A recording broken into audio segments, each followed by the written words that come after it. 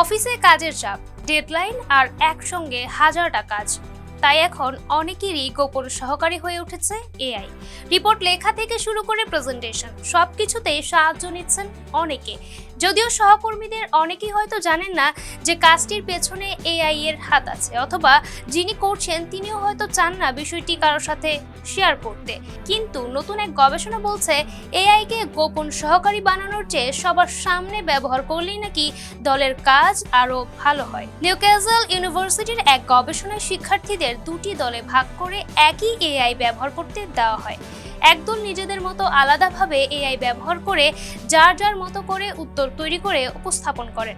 অন্য দল শুরু থেকেই সবাই মিলে একই পর্দায় এআই ব্যবহার করে কি প্রশ্ন করবে, কোন উত্তর নেবে, কোনটি বাদ দিবে, সব সিদ্ধান্তই নেয় একসঙ্গে। ফলাফল, দ্বিতীয় দলের সদস্যদের মধ্যে আলোচনা, মতবিনিময় এবং যৌথ সিদ্ধান্ত নেওয়ার সুযোগ ছিল অনেক বেশি, কারণ সবাই মিলে এআই ব্যবহার করলে প্রযুক্তিটি যেন আলোচনারই আরেকজন সদস্য হয়ে যায়। এআই কি বলছে, কেন বলছে, সেটি ঠিক কিনা, সবকিছু নিয়েই শুরু হয় আলোচনা। তবে এআই এর কথাকে চোখ বন্ধ করে বিশ্বাস করাও বিপজ্জনক। গবেষণায় এমন দলও ছিল যারা যাচাই না করে এআই এর উত্তর মেনে নিয়েছে, অর্থাৎ এআই কে লুকিয়ে শর্টকাট হিসেবে নয়, বরং টিমের সঙ্গে চিন্তার সহযোগী হিসেবে ব্যবহার করলেই এর আসল সুবিধা পাওয়া যেতে পারে। Imo Akhtar Mahira, face the people.